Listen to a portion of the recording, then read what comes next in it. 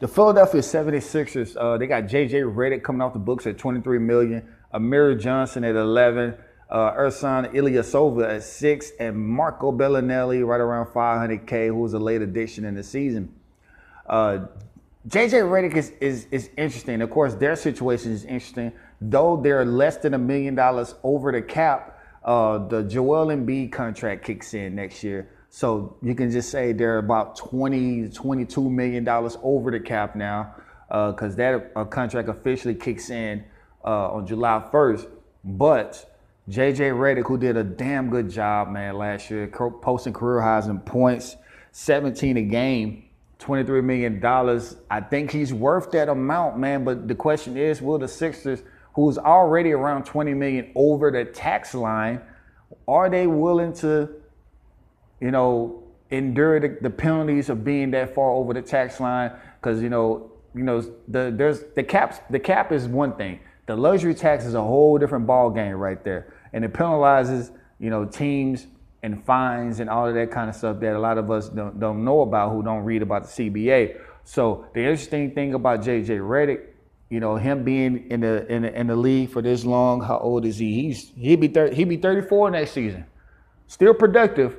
Maybe, if he wants a ring, which I think he'll get one, or have a great chance to get one in Philly, especially with the thought of LeBron James probably going to the Western Conference if he chooses to do so.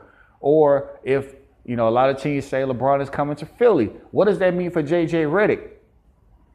I think JJ, to be quite honest with you, I think JJ goes elsewhere, still gets paid, goes on a team like hell, I don't know, maybe a team like the Lakers, or a team like the Mavericks or something like that. A team that's gonna probably pay him right around the same amount of money. Of course, the Mavericks, they're going to trade for a big man.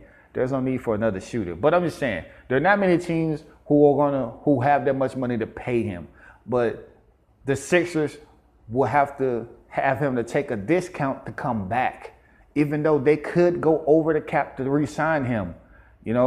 So this is going to be interesting. Like I said, the Embiid contract kicks in, and then you got JJ Redick, who's come out the books at 23. Amir Johnson, you got to think that they let him walk. Even though I love the guy, very, very consistent guy.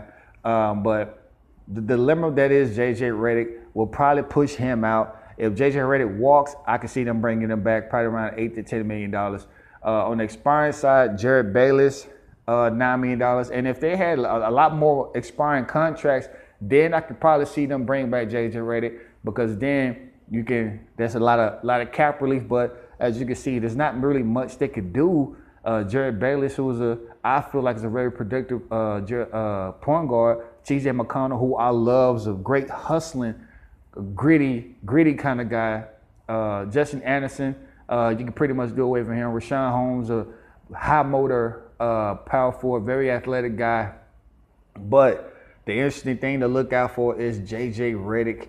Are they willing to take the penalty of bringing him back, being over that luxury tax line, and while the Joel Embiid contract kicks in?